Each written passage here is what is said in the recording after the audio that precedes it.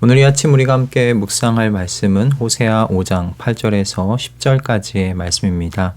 이 말씀 함께 읽고 오늘 우리에게 주시는 하나님의 말씀의 은혜를 함께 나누도록 하겠습니다.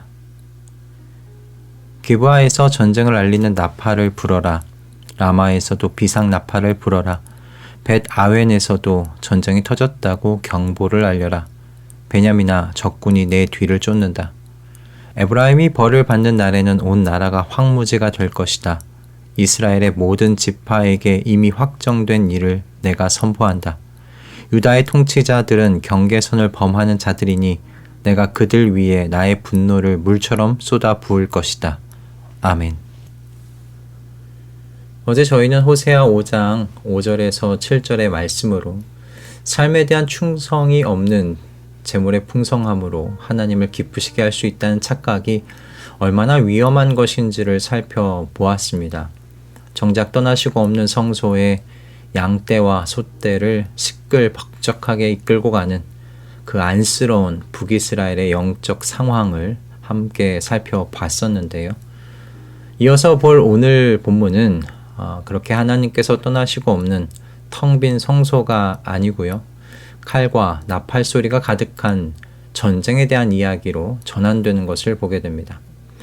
8절 말씀을 보시면 호세아 선지자가 전쟁터에 전령이라도 된 듯이 급박하게 소리를 지르고 있는 것을 볼 수 있는데요. 이것은 당시 시리아 에브라임 전쟁이라고 불렸던 역사적인 사건을 표현하고 있는 부분입니다. 당시 북이스라엘이 시리아의 손을 잡고 남유다를 위협했고요. 남유다의 아하스 왕은 북이스라엘의 위협에 맞서서 아수르의 도움을 요청했습니다. 그래서 아수르가 개입하게 되었고 결과적으로 북이스라엘이 큰 타격을 입게 되었죠.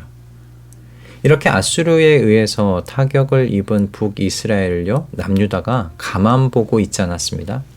8절 말씀에 나오는 기브아, 라마, 벳 아웬이라는 이 세 지명은 모두 남쪽에서 북쪽 방향으로 올라가는 길에 있던 지역들이었습니다.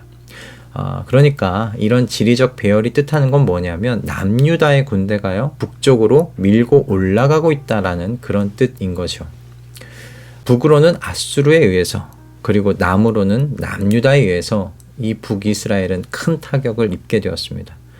이런 상황을 볼 때 9절에 등장하는 하나님의 심판 선언이 성취된 것으로 우리는 자연스럽게 생각해 볼 수 있을 것 같아요.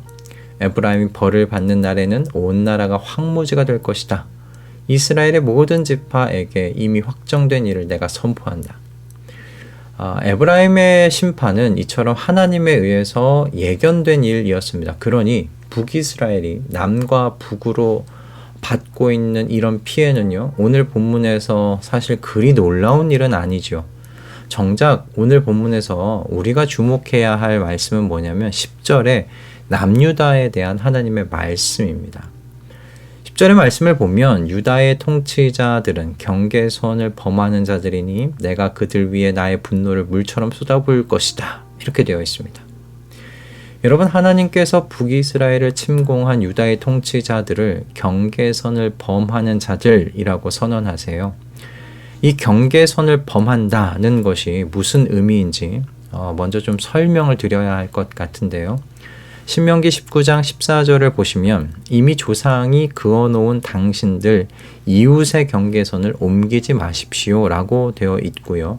그리고 똑같이 신명기 27장 17절에는 이웃의 땅 경계석을 옮기는 자는 저주를 받는다 라고 선언되어 있습니다. 왜 이웃의 경계표를 옮기는 것이 이렇게나 심각한 죄가 되는가? 레위기 25장 23절을 보시면 그 이유가 정확하게 표현되어 있는데요.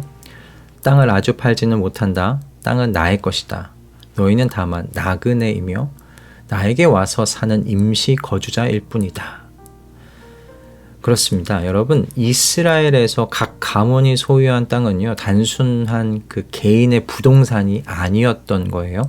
그 땅들은 하나님께서 각 지파와 각 가문에게 직접 분배하신 기업이었던 겁니다.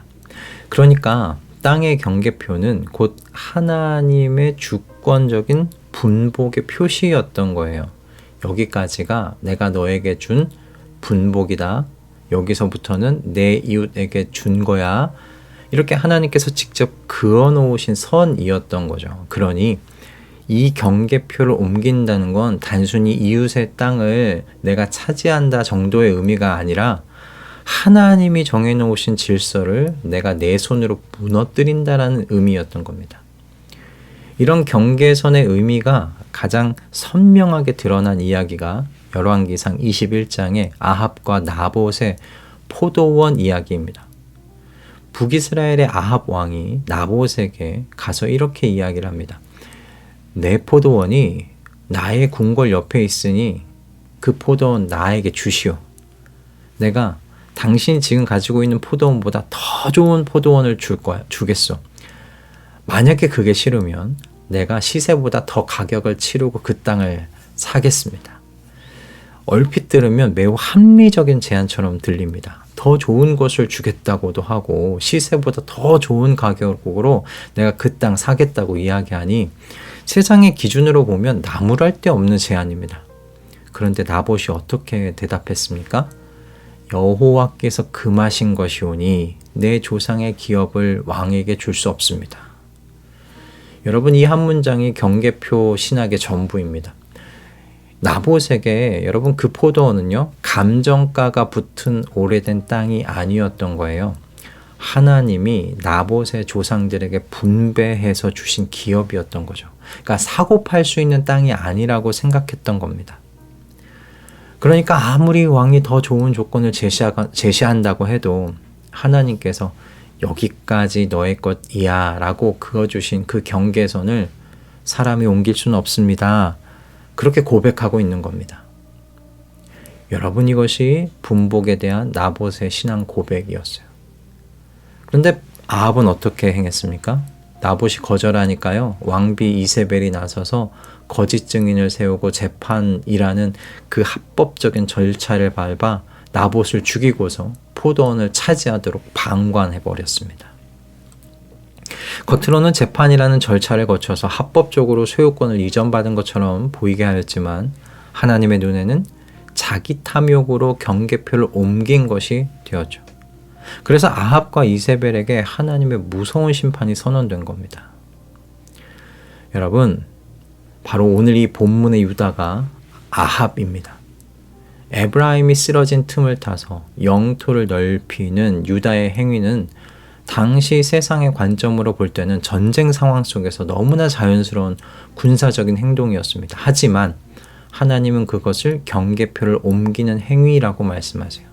형제가 쓰러지는 것을 보고 동정하는 게 아니라 자신의 탐욕으로 형제의 것을 빼앗았으니까 말입니다. 이런 유다에게 그래서 하나님께서요, 내가 그들 위에 나의 분노를 물처럼 쏟아부을 거다라고 말씀하시는 거예요. 유다의 명분이 아무리 그럴듯해 보여도 하나님이 그어놓으신 경계선을 넘은 그 탐욕은 절대로 용납될 수 없다고 하나님께서 그렇게 말씀하고 계십니다. 이와 같은 오늘 말씀이 자본주의라는 그 이름의 시대 아래 살아가고 있는 저희들에게 여러 가지 생각하게 할 부분들을 던져주고 있다고 생각합니다. 자본주의의 동력을 사람들은 탐욕과 경쟁이라고 말합니다. 이런 시대 아래에서 남들보다 더 많이 차지하는 것은 능력이죠. 남의 영역을 빼앗아서 내 영역을 넓히는 것, 여러분, 이것이 성공의 척도 아닙니까? 자본주의라는 시대의 논리 안에서 경계선이란 서로가 넘어야 할 사실 장애물에 불과해 보입니다. 이런 시대의 정신 아래에서 오늘 말씀은 하나님께서 각 사람들에게 분복을 정하시고 경계선을 그어 놓으셨다고 가르치고 계십니다. 그럼 이 자본주의 정신이 경계선을 무의미한 것, 거추장스러운 것으로 만들어 버리려고 할 때 성도는 어떤 선택을 해야 할까요? 우리는 여기에서 모든 상황에 들어맞는 마스터키를 원하겠지만 그렇게 우리는 마스터키를 받지는 못할 것 같아요. 다만 오늘 우리는 다윗의 이야기에서 이런 시대 속에서 어떻게 살아가야 할지, 어떤 판단과 어떤 결정을 내려야 할지 지혜를 배울 수 있지 않을까 싶습니다. 사울은 하나님께서 다윗을 자신 다음의 왕으로 선택했다는 것을 알고서 다윗을 죽이려 하였지요. 그래서 다윗은 20대를 사울을 피하면서 광야를 헤매는 신세로 보냈습니다. 그런데 이런 다윗에게 사울을 자신의 손으로 죽일 수 있었던 순간이 2번이나 찾아왔습니다. 누가 보아도 그 2번의 기회가요, 하나님께서 주신 것만 같아 보였습니다. 하나님께서 다윗의 손에 사울의 목숨을 주신 것처럼 보였고요. 다윗의 모든 부하들이요, 이 기회를 잡으라고 다윗을 설득했어요. 그런데 다윗은 주님께서 기름 부어 세우신 일을 내가 쳐서 죽이는 일은 주님께서 금하시는 일이다 라고 대답했습니다. 다윗은 왕이라는 경계선을 자신이 직접 옮길 수 있었을 때 자기가 직접 옮기는 것을 선택하지 않았어요. 그의 이런 신앙을 우리는 시편 16편에서 확인할 수 있는데요. 16편에서 다윗이 이렇게 고백합니다. 주님이야말로 내가 받을 유산의 몫입니다. 주님께서는 나에게 필요한 모든 복을 내려주십니다.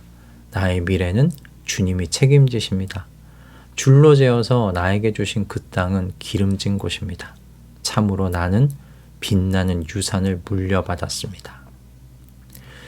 다윗은 하나님께서 자기에게 주신 분복의 경계를 기름진 곳이라고 만족하며 찬양하고 있습니다. 하나님께서 줄로 재어 주신 곳이 나에게는 모자라다고 불평하고 있지 않아요. 더 넓히려고, 더 빼앗으려고 하지 않아요. 저는 이것이 오늘날 자본주의 정신이 지배하는 시대 속에서 그리스도인이 지켜야 할 정신이고 태도라고 믿습니다. 여러분, 오늘 호세아가 부는 나팔 소리가 저희 안에 울리기를 소원합니다. 그래서 저희 안에 도사리고 있는 탐욕의 자리를 깨우시는 하나님의 일하심을 느끼시는 이 아침 되시기를 소원합니다. 여러분의 일터와 삶의 자리에서 혹시라도 누군가의 경계표가 여러분의 손 위에 올려져 있다면 오늘 말씀으로 여러분의 마음을 잘 살펴보실 수 있기를 바랍니다. 합리적인 명분으로 포장된 나의 탐욕은 아닌지 말입니다. 하나님께서 그분의 기쁘신 뜻 가운데 우리에게 주신 분복의 경계 안에서 감사하고 즐거워하며 그리고 자족하며 사는 법을 배우는 그런 지혜로운 하나님의 사람들로 세워져 가기를 기도하시는 오늘 아침 되시기를 주님의 이름으로 축복드립니다. 할렐루야. 기도하겠습니다. 주님, 오늘 이 본문의 말씀을 통하여 자본주의 시대 안에서 탐욕을 끌어안고 사는 것이 자연스러운 일이 아니라는 걸 일깨워 주셔서 감사합니다. 세상의 논리로 포장하며 그렇게 가지고 있었던 것들을 주님의 눈으로 살펴볼 수 있도록 인도해 주셔서 감사합니다. 주님께서 저희에게 주신 것에 다윗과 같이 주님께서 주신 것이 기름진 곳입니다. 그렇게 고백하며 감사하고 찬양하고 기뻐할 수 있는 마음을 우리에게 주시옵소서.